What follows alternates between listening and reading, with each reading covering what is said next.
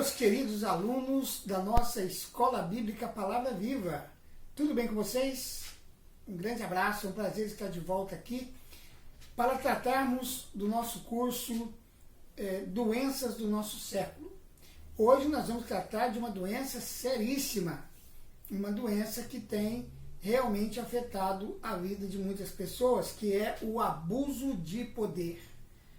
O abuso de poder sempre foi praticado pelo ser humano desde a queda de Adão e Eva.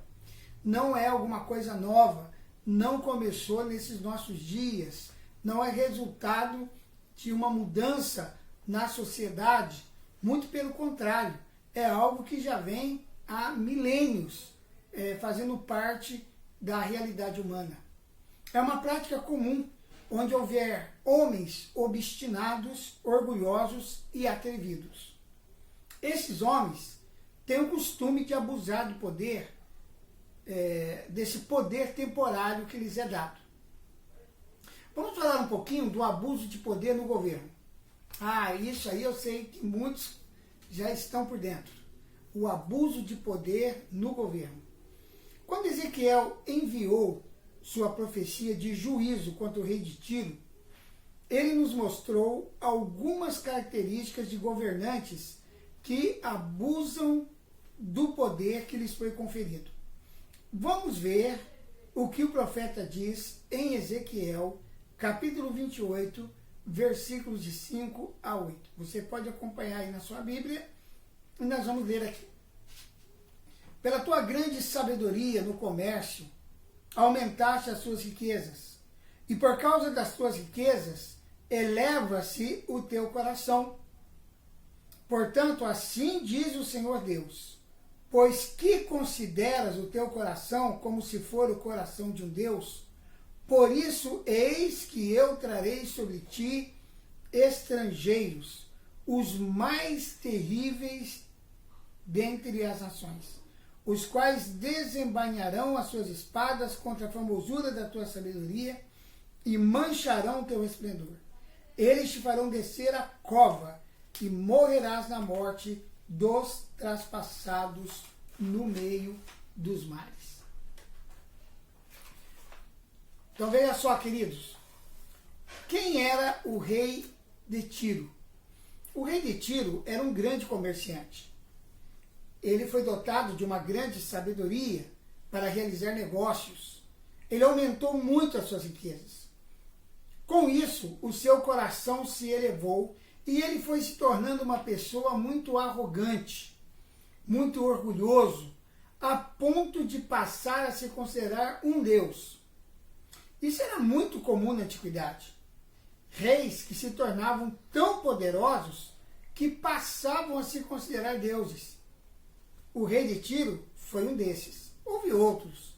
O faraó lá no Egito, Nabucodonosor na Babilônia e tantos outros déspotas que surgiram na antiguidade eram homens que chegaram até a se considerar um deus. Esse sentimento de divinização leva o governante ao abuso de poder. Ele passa a pensar que é senhor de tudo e de todos. Eu mando, eu desmando, eu faço, eu aconteço. Eles passam a querer dominar sobre outros seres humanos, o que Deus nunca autorizou. Deus nunca autorizou um ser humano dominar outro ser humano. Governo não é sinônimo de domínio. Um governo justo jamais vai impedir a liberdade de seus governados. Mas o governante dominado por esse pensamento de que é um Deus vai ser um déspota, um tirano, e seu governo será imposto com força, com violência, sobre aqueles que, segundo ele, não se submeterem às suas ordens e desejos, por mais perversos que sejam. O que os abusadores de poder se esquecem é que o poder pertence a Deus. O poder pertence a Deus. E Deus julga aqueles que intentam tomar o lugar que pertence a Ele. No caso do rei de Tiro, Deus enviou exércitos estrangeiros que vieram e invadiram a nação. Deus enviou os mais terríveis que havia. Vieram homens sanguinários que lançaram as suas espadas contra a sabedoria perversa desse rei. Já que ele se julgava um Deus, o Deus Todo-Poderoso não o protegeu, ele ficou entregue à sua própria sorte. Já que ele se julgava um Deus, ele ficou por sua própria conta e risco. E pagou um alto preço por abusar do poder que foi concedido a ele por Deus. Sua obrigação como rei era ser humilde, justo e administrar com bondade e generosidade as riquezas que Deus havia lhe dado para administrar. Ele era apenas o mordomo dessas riquezas. Elas deveriam ser convertidas em benefícios para o povo, e ele poderia alegremente desfrutar delas também. Queridos, quando Deus nos envia riquezas, elas têm como finalidade abençoar pessoas. É claro que nós podemos desfrutar de parte daquilo que Deus coloca debaixo da nossa mordomia. Mas não podemos esquecer que o alvo é o outro. Agora, a grande verdade é que o poder financeiro e político subiu a cabeça daquele rei e ele assumiu o lugar do Deus Todo-Poderoso que lhe deu esta autoridade. O final dessa história é bem trágico, pois o rei foi morto pela espada de seus inimigos. É assim que termina a vida daqueles que abusam do poder e usurpam o trono de Deus. Nós nunca devemos nos esquecer, meus queridos, nunca devemos nos esquecer que o poder e a autoridade que exercemos na terra vem dele e a ele devemos prestar contas. Todos os governantes, líderes, pais, enfim, pessoas que exercem o governo em qualquer escalão devem saber que devem prestar contas a Deus. Por isso devemos exercer o poder que nos foi dado com muita humildade, servindo as pessoas que estão debaixo da nossa autoridade. Jesus deixou claro para Pilatos a procedência da autoridade que ele tinha. Disse-lhe então Pilatos: não me respondes? Não sabes que tenho autoridade para te soltar e autoridade para te crucificar? Respondeu-lhe Jesus: nenhuma autoridade teria sobre mim se de cima não lhe fora dado. Por isso, aquele que me entregou a ti, maior pecado tem. João, capítulo 19, versículos 10 e 11. Pilatos pensou que tinha autoridade para soltar ou crucificar Jesus. Isso ele estava certo. Ele tinha essa autoridade. Mas o que ele não havia percebido é que essa autoridade era delegada por Deus e não por Roma. A autoridade dele sobre Jesus veio de cima, e não somente ele, que representava o imperador, como o Sinédrio, que exercia a autoridade religiosa que denunciou Jesus para Pilatos. Ambos iriam prestar contas do exercício desse poder de libertar ou crucificar. O poder lhes foi dado, mas eles teriam que prestar contas. E prestar contas a quem? Aquele que lhes deu esse poder. E quem lhes deu esse poder foi Deus.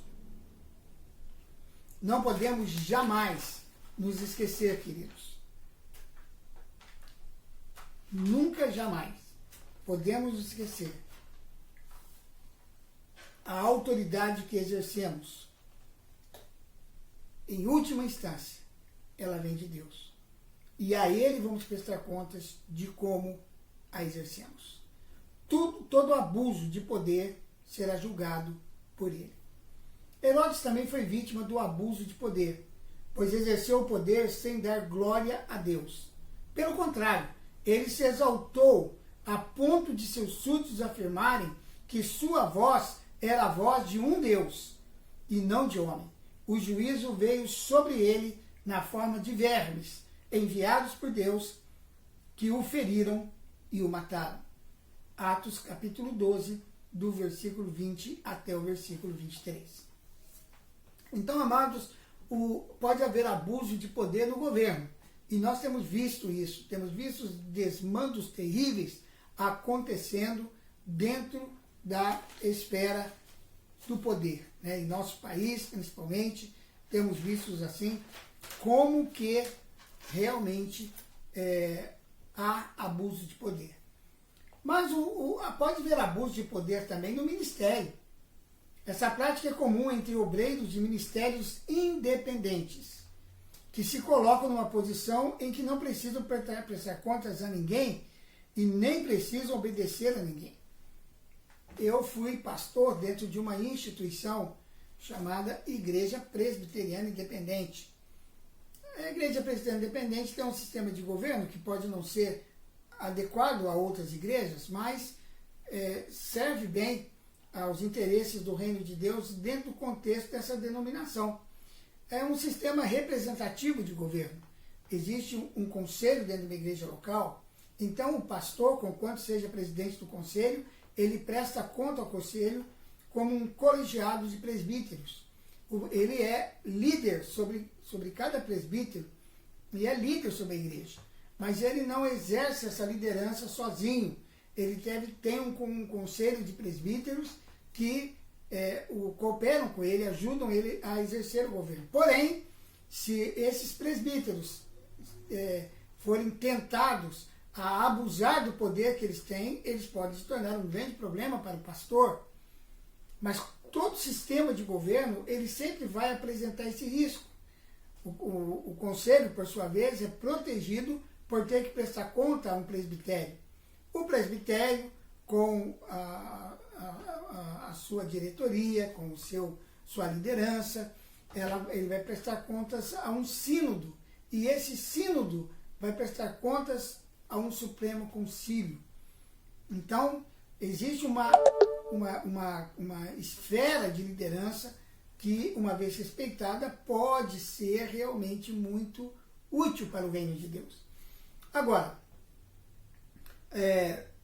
quando líderes assumem ministérios independentes, eles acabam por entender que são donos de seus próprios narizes. Esses obreiros não levam em consideração o fato de que no reino de Deus há uma cadeia de discipulado e uma ordem hierárquica que não podem ser quebradas. O próprio Jesus obedeceu essa ordem. Ele não fazia nada que o Pai não tivesse lhe ordenado. O rei Uzias pagou um alto preço por querer tomar o lugar dos sacerdotes e exercer o ministério para o qual ele não foi chamado. Ele não tinha competência para oferecer incenso ao Senhor. Seu abuso de poder nesse ministério resultou numa lepra que se instalou em sua testa. Ele ficou leproso até o dia da sua morte. Segundo Crônicas, capítulo 26, do versículo 18 ao 21. Jesus tratou seriamente desse abuso de poder sobre os colegas de ministério quando contou o exemplo do servo que espancava seus conservos na ausência do seu senhor, em Mateus, capítulo 24, do versículo 46 ao 51. Jesus está se referindo àqueles servos que exercem sua autoridade sem responsabilidade. Eles exploram seus conservos e se dão o direito de viver na prática do pecado enquanto exercem seu ministério. Fazem uso do ministério para proveito próprio. São pastores que se aproveitam de seu rebanho, tripudiam sobre suas ovelhas. São obreiros que abusam do poder ministerial que Deus lhes concedeu. Houve uma época, na década de 80, até meados da década de 90, em que a prática do discipulado foi restaurada na vida da igreja. Mas, infelizmente, ela veio acompanhada de várias distorções. Uma delas era que o discipulador era como que dono do discípulo. O discípulo tinha que dar satisfação até de situações que envolviam a sua intimidade. As pessoas perderam sua privacidade, até mesmo a sua liberdade de ir e vir. Muitas pessoas ficaram feridas na sua alma devido à prática desse abuso de poder. Outras pessoas se decepcionaram e abandonaram a igreja e se desviaram da fé. Foi muito grande o prejuízo provocado por esse abuso de poder na prática do discipulado. Portanto, irmãos, o abuso de poder é muito sério no âmbito do ministério. No nosso próximo encontro, nós vamos tratar da solução para o abuso de poder. Nossa aula vai terminando por aqui. Eu quero agradecer a você, meu querido aluno que tem nos acompanhado nesse curso. Que Deus o abençoe, que Deus encha a sua vida de graça, de misericórdia, que você possa, meu amado aluno, experimentar de uma libertação na área dessas doenças do nosso século. Doenças sérias, doenças que afetam profundamente os relacionamentos humanos. Eu quero, em nome de Jesus, declarar sobre a tua vida a bênção da libertação. Que Deus o abençoe, que Deus o guarde, que Deus proteja a sua vida, sua família, seus bens e tudo aquilo que se relaciona com você. Em nome de Jesus. Amém. E por favor, querido, eu quero pedir um favorzinho para você. Se você gostou desse vídeo, essa aula foi bênção para a sua vida, por favor, curta o vídeo, dê um like, ajude-nos a crescer. Faça também seus comentários aí. Você pode comentar, diga se gostou, se foi bênção para você. Se quiser fazer uma crítica positiva, construtiva, faça também. Algumas pessoas têm assistido nossos vídeos, elas não escrevem no comentário, mas compartilham conosco opiniões, ideias que podem nos ajudar a melhorar o nosso trabalho. Você pode fazer isso também e, se você puder, também compartilhe o nosso vídeo e inscreva-se no canal, ok? Inscreva no nosso canal e faça parte desse grupo de alunos e alunas que compõem a Escola de Ministérios. Um grande abraço para você, fique na paz e até o nosso próximo encontro, se Deus assim o permitir.